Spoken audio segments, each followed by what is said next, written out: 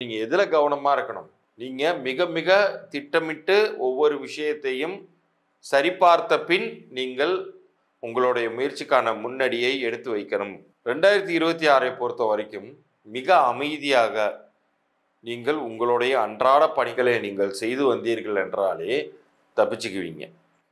அத விட்டுட்டு நான் புது முயற்சி அத பண்றேன், இத பண்றேன் அப்படின்னு நீங்க இறங்குனீங்கன்னா, இப்ப இந்த 1 வருடம் மட்டும் இல்லாம எனக்கு எல்லா வருஷமுமே நல்லா இருக்கணும் லைஃப் அப்படின்னு ஆசைப்பட்டீங்கன்னா, இறைவன் இந்த காணொளி மூலமாக இதை நீங்கள் இப்போது இந்த நிமிடம் கண்டுகொண்டிருப்பதன் மூலமாக உங்களுக்கு ஒரு வாய்ப்பை தருகிறார்னு நான் சொல்லுவேன். அது என்னங்கிறத நான் இந்த பகுதியின் இறுதியில சொல்றேன். டிவோட்டி நேஷன் நேயர்களுக்கு சதீஷ் ராவின் வணக்கங்கள். 2026 நம்ம நெருங்கிட்டு இருக்கோம். நிறைய நல்ல விஷயங்களை நம்ம எதிர்பார்த்து காத்துக்கிட்டு இருக்கோம்னே சொல்லணும். பட் ஆனால் இப்போ வரைக்குமான சூழ்நிலைகளில் யாருக்குமே பெரிய ஒரு முன்னேற்றங்கள்ங்கிறது ஏற்படலையே அப்படின்னு தான் வியூவர்ஸோடைய கேள்வியாக இருக்குது. 2026 நமக்கு நல்லது பண்ணுமா அப்படிங்கிற ஏக்கம் ஒவ்வொருத்தருக்குமே இருக்கவே செய்யுது. ஆனால் அது என்னென்ன விதமான நன்மைகள் எந்தெந்த ராசிகளுக்கு பண்ண போகுது அப்படிங்கிறத இப்போ நம்ம விரிவாக பார்க்க போகிறோம். அதுலேயும் குறிப்பாக இந்த 2026ஐ பொறுத்த வரைக்கும் கொஞ்சம் வித்தியாசமாக எல்லா கிரக நிலைகளையும் நம்ம எடுத்துக்கிட்டு குழப்பிக்கொள்வதை விட முக்கியமாக 2 பெரும் கிரகங்கள், அதுலேயும் குறிப்பாக குரு சனி, இது 2 தான் பெரிய ஒரு நன்மைக்கோ அல்லது பெரிய ஒரு துன்பங்களுக்கோ காரணமாக அமைஞ்சு போயிடுது. அதாவது சனி ஒன்று தண்டனை தருவார் அல்லது கொடுக்கப்பட்ட தண்டனை காலத்தில் இருந்து விடுவிப்பார். குரு என்ன பண்ணுவார்னா எவ்வளவு ஒரு சிரமமான காலகட்டத்திலையும் ஒருத்தனை காப்பாற்றி விடுவார். ஸோ இந்த 2 கிரகங்கள் உங்களுக்கு எப்படி வேலை செய்யுதுங்கிறத பார்த்தாலே இந்த 2026 பேட்டர்னை நீங்கள் புரிந்து கொள்ளலாம். அதை நான் முன்னிறுத்தி ஒரு வித்தியாசமான ஒரு பதிவாகவும் அதே சமயத்தில் ரொம்ப ஒரு தெளிவான பதிவாகவும் கொடுக்கணும்னு ஆசைப்பட்றேன். இப்போ இந்த 1 வருடம் மட்டும் இல்லாமல் எனக்கு எல்லா வருஷமுமே நல்லா இருக்கணும் லைஃப் அப்படின்னு ஆசைப்பட்டீங்கன்னா, இறைவன் இந்த காணொளி மூலமாக இதை நீங்கள் இப்போது இந்த நிமிடம் கண்டுகொண்டிருப்பதன் மூலமாக உங்களுக்கு ஒரு வாய்ப்பை தருகிறார்னு நான் சொல்லுவேன். அது என்னங்கிறத நான் இந்த பகுதியின் இறுதியில் சொல்கிறேன். அது ஒரு எண்கணித ரீதியான பலன்கள். உங்களுடைய பிறந்த தேதி, உங்களுடைய பெயரை வைத்து அது உங்களுக்கு வாழ்க்கையில் என்ன மாற்றங்களை கொண்டு வரும், வாழ்நாள் முழுக்க எப்படி கொண்டு வருங்கிறத இந்த பகுதியின் இறுதியில் சொல்ல போகிறேன். அது நம்பர்ஸை பேஸ் பண்ணுது. ஸோ உங்களுடைய வாழ்க்கையில் ஒரு சில இலவச குறிப்புகள் இந்த காணொளி மூலமாக உங்களுக்கு கிடைக்க போகுது. அதனால் பகுதியை முழுமையாக பாருங்கள். அதில் நான் சொல்லியிருக்கிற மாதிரி எனக்கு தகவல்கள் அனுப்பும்போது உங்களுக்கான இலவச புது பலன்களை 3 நாட்களுக்குள்ளார நான் அனுப்பி வைக்கிறேன். தனுசு ராசிக்கு இந்த காலகட்டம் என்ன பண்ணும் அப்படிங்கிறத பார்க்க முடியும். தனுசு 2026 எனக்கு நன்மையை செய்யுமா கெடுதல் செய்யுமா சார்னு கேட்டிங்கன்னா, ஜாக்கிரதையாக தான் நீங்கள் இருக்கணும். முதல் காரணம், அஷ்டமத்தில் குரு நிற்பது. உங்களுடைய ராசி அதிபதி தான் அப்படின்னாலுமே கூட அவர் 8ஆம் வீட்டில் இருக்கும்போது எப்படி நன்மையை செய்ய முடியும் அவரால்? உங்களுடைய ராசி அதிபதிங்கிற ஒரே காரணத்தினால அவர் மிகப்பெரிய ஒரு லாபங்களை உங்களுக்கு கொண்டு தரக்கூடிய ஒரு இடத்துல அவர் இருந்து விடவில்லை. அப்படியே கொடுத்தாலும் கை கட்டியது வாய் கட்டவில்லைங்கிற ஒரு சூழ்நிலை அப்படிங்கிறது நிலவி கொண்டே இருக்கும். ஒரு பக்கம் அர்த்தாஷ்டம சனி வேற. அர்த்தாஷ்டம சனி அப்படிங்கிறது ஒரு மனிதன் கஷ்டப்பட்டு காசெல்லாம் சேமித்து ஒரு இடமோ வீடோ வாங்குறாங்கன்னு வைங்க. வாங்கின வேகத்துக்கு அந்த இடத்துல வில்லங்கம் அப்படின்னு வந்துச்சுன்னா ஹார்ட் அட்டாக் வராத குறைய அப்படியே மலைச்சு போய் உட்காந்துருவாங்க இல்லையா? அது போன்ற ஒரு தன்மையை சனி இந்த காலத்தில் உருவாக்குவார். ஸோ நீங்கள் எதில் கவனமாக இருக்கணும்? உங்களுடைய கை இருப்புகளை, சேவிங்ஸை எக்காரணத்தை கொண்டும் விரயம் பண்ணி விடாதீர்கள்.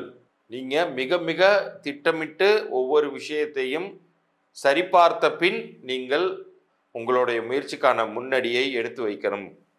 தயவு செய்து இதை மனசில் இருத்தி கொண்டு இந்த காலகட்டத்தில் உங்களுக்கு கிடைக்கக்கூடிய அது ஜாப் ஆப்பர்ச்சுனிட்டியாக இருக்கலாம், பிஸ்னஸ் ஆப்பர்ச்சுனிட்டியாக இருக்கலாம். நீங்கள் ஒரு முறைக்கு பல முறை யோசித்த பின் தான் இறங்கணும். ஒரு சொத்து வாங்கிறதுக்கான ஒரு வாய்ப்பு வருது, இந்த விலைக்கு இந்த இடத்துல கிடைக்கவே கிடைக்காதுன்னு சொல்லிட்டு ஒரு லிட்டிகேஷன் இருக்கக்கூடிய ஒரு ப்ராப்பர்ட்டியை உங்கள் தலையில் கட்டி விட்டுட்டு போயிடுவாங்க. சேவிங்ஸையும் எழுது மைனஸில் போயிடும் உங்கள் லைஃப். ஸோ இந்த காலகட்டத்தில் பழகும் மனிதர்களிடம் மிகவும் முன்னெச்சரிக்கையாக இருக்க வேண்டும். யார் எந்த பக்கத்திலேருந்து கல் வீசுவாங்கங்கிறதே தெரியாது. துரோகத்திற்கு ஆட்பட வேண்டிய சூழ்நிலைகள்லாம் உருவாயிடும். 2026 பொறுத்த வரைக்கும் மிக அமைதியாக நீங்கள் உங்களுடைய அன்றாட பணிகளை நீங்கள் செய்து வந்தீர்கள் என்றாலே தப்பிச்சுக்குவீங்க. அதை விட்டுட்டு நான் வந்து புது முயற்சி அதை பண்ணுறேன் இதை பண்ணுறேன் அப்படின்னு நீங்கள் இறங்குனீங்கன்னா நிச்சயம் சொல்கிறேன், உங்களை வந்து இறைவன் தான் காப்பாற்றணுங்கிற ஒரு நிலைக்கு நீங்களே உங்களை கொண்டு போய் வச்சுக்குவீங்க. ஸோ இந்த ஒரு வருஷத்தில் நமக்கு கால நேரம் சூழ்நிலை சரியில்லை அப்படிங்கும்போது நம்ம என்ன பண்ணணும்? நம்ம அமைதியாக பேசாமல் இருக்கணும். இப்போ உதாரணத்திற்கு நீங்கள் வழக்கமாக ரொம்ப ஆக்டிவான ஒரு பர்சன், ஆனால் உங்களுக்கே வந்து ஒரு காய்ச்சல் வந்துடுது, ரொம்ப சிவியரான டைஃபாய்டில் இருக்கீங்கன்னா என்ன பண்ணுவீங்க? மெதுவாக நகர்வீங்க, மெதுவாக உங்களால் செயல்பட முடியும். வேகமாக செயல்பட முடியாதுங்கும்போது எப்படி உங்களை வந்து அந்த நோய் கட்டுப்படுத்துகிறதோ அது மாதிரி இந்த சமயத்தில் நீங்களே செல்ஃப் கண்ட்ரோல்டாக இருக்கணும். நீங்களே உங்களுடைய இயக்கங்களை முடிந்தவரை மிக மிக திட்டமிட்டு செய்யுங்க.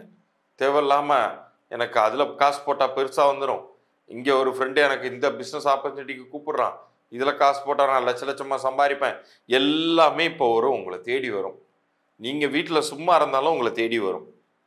உங்களை தோண்டி துருவி வெளியில் எடுத்து உங்களை கொண்டு போய் சிக்கலில் மாட்ட வச்சு மொத்தமாக உங்களை வந்து ஒரு முட்டு சந்தில் கொண்டு போய் நிறுத்திடும். ஸோ இந்த 2026 மிக ஜாக்கிரதையாக இருக்க வேண்டிய காலகட்டம். முடிந்தவரை இறைவனை நீங்கள் வேண்டிக் கொண்டு பிரார்த்தித்து கொண்டு ஜீவ சமாதிகள் இருக்கக்கூடிய இடங்களுக்கு சென்று சித்தர்களை வழிபடுங்க. சித்தர்களை வழிபட உங்களுடைய உள்ளுணர்வாக குருவால் நீங்கள் வழிநடத்தப்பட்டு காப்பாற்றப்படுவீர்கள். இப்போ இவ்வளோ நேரம் நீங்கள் பார்த்தது 2026க்கான மேஜரான கிரகங்கள் உங்களுக்கு என்ன நன்மை பண்ண போதா தீமையை பண்ண போதா அப்படிங்கிறத எல்லாமே இப்போ நீங்கள் விரிவாக உங்களுக்கு புரிந்திருக்கும். அதுலேயும் வந்து முழுமையாக நம்ம வாழ்நாள் முழுமைக்குமான நன்மைகள் கிடைக்கணும்னா நீங்கள் என்ன செய்யணுங்கிறத நான் பகுதியின் ஆரம்பத்திலேயே உங்களுக்கு தெளிவாக சொல்லியிருந்திருப்பேன். அது என்னன்னா, எண்கணித ரீதியாக ஒரு மனிதனுக்கு உங்களுடைய பிறந்த தேதியின் படியும் கூட்டு எண்ணின் படியும், அது ஒவ்வொரு டேட் ஆஃப் பர்த்துக்கும் டோட்டல்னு ஒன்று இருக்கும் இல்லையா? உதாரணத்திற்கு 1/1/2026னா அது அப்படியே ஒரு பேப்பர் எழுதிட்டு ஒவ்வொரு நம்பர் பக்கத்துலேயும் ப்ளஸ் போட்டிங்கன்னா வரக்கூடிய கூட்டுத்தொகையும் ஒன்னோட ஒன்று நீங்கள் கூட்டி பார்த்தீங்கன்னா 2ஆம் எண் வருவதை நீங்கள் பார்க்கலாம். ஸோ அதுதான் வந்து பிறந்த தேதி கூட்டு எண் அப்படின்னு நம்ம சொல்லுவோம். அந்த 2 எண்களுக்கும் பொருத்தமானதாக ஒருவருடைய பெயரை திருத்தி அமைத்து கொள்ளும் பொழுது, நல்லா கேட்டுக்கோங்க, உங்கள் பெயரை முழுசாக மாற்றுவது கிடையாது, திருத்தி அமைத்து கொள்ளும் பொழுது அந்த இடத்துல உங்களுடைய பெயரே மந்திரமாகவும் உங்களுடைய உடலை இயக்கக்கூடிய எந்திரமாகவும் உங்கள் லைஃப் செயல்பட ஆரம்பிச்சிடும். எத்தனையோ பெரிய பெரிய மனிதர்களுடைய வாழ்க்கையை வந்து புரட்டி போட்டிருக்கு இந்த எண்கணித பெயர் அப்படிங்கிறது. ஏஆர் திலீப்பாக இருந்தது வரைக்கும் அவருக்கு கிடைக்காத வாய்ப்புகள் அவருடைய திறமையை மகுடத்தில் ஏற்றி வைத்தது ஏஆர் ரஹ்மான் என்று மாறிய பொழுது. இது வந்து ஒரு சின்ன எக்ஸாம்பிள். இது மாதிரி எல்லா பெரிய மனிதர்களுக்குமே இயற்பெயர்னு ஒன்று இருக்கவே செய்துச்சு. அது கொடுக்காத வாய்ப்பை அவர்களுடைய லக்கியான நேம் நம்பர் வந்து உருவாக்குனுச்சு. இதை பார்க்கக்கூடிய உங்களுக்கு உங்கள் பெயர் பொருந்திருக்கா இல்லையா அப்படிங்கிற தகவல்கள் வரைக்கும் மாத்திரம் நான் இலவச பொது பலன்களாக தருவதாக இருக்கேன். அதற்கு நீங்கள் செய்ய வேண்டியது உங்களுடைய பிறந்த தேதி, உங்களுடைய முழு பெயர், அப்புறம் உங்களுடைய வியாபார பெயர், ஏதாச்சும் வியாபாரம் பண்ணிக்கிட்டு இருந்தீங்கன்னா வியாபார பெயரையுமே நீங்கள் அனுப்பலாம். பிறந்த குழந்தைக்கு நீங்கள் பேர் எதுவும் உங்கள் வீட்டில் வச்சுருந்தீங்கன்னா அந்த குழந்தையுடைய பிறந்த தேதியும் பேரையுமே கூட நீங்கள் அனுப்பி வைக்கலாம். அவங்களுக்கு அது பொருந்திருக்கா இல்லையாங்கிற தகவல்களை நான் அனுப்பி வைப்பேன். அப்படி பொருந்தலைன்னா என்ன செய்யணும் அப்படிங்கிறதையுமே அதில் நான் தெளிவாக சொல்லுவேன். என்னுடைய அனுபவத்தில் இந்த 20 வருட காலத்தில் நிறைய மனிதர்களுடைய வாழ்க்கை வந்து ஏற்கனவே இருந்த நிலையை விட அப்படியே மாறி இருக்கு. ஸோ அதற்கான வாய்ப்பை இறைவன் உங்களுக்கு இப்போது வழங்கி இருக்கிறார். உங்களுடைய பெயர் பொருந்தவில்லை என்றால் நீங்கள் என் மூலமாக நீங்கள் கன்சல்டேஷன் எடுத்துக்கொள்ளலாம், உங்கள் லைஃபுமே மாறும் அப்படிங்கிறதுக்கு இறைவனே வந்து உத்தரவாதம். அப்படிங்கிறதுனால என்னுடைய வாக்கில் நான் இறைவனை முன்னிறுத்தி தான் நான் வந்து பலனே சொல்கிறேன். அதுதான் என்னுடைய கிளையண்ட்ஸையுமே வாழ வைக்குதுங்கிறத என்னால் உறுதியாக சொல்ல முடியும். இந்த 2026 உங்களுக்கு வெற்றிகரமான ஆண்டாக அமையட்டும் என்று கூறி அடுத்த பதிவில் சந்திக்கிறேன். நன்றி, வணக்கம்.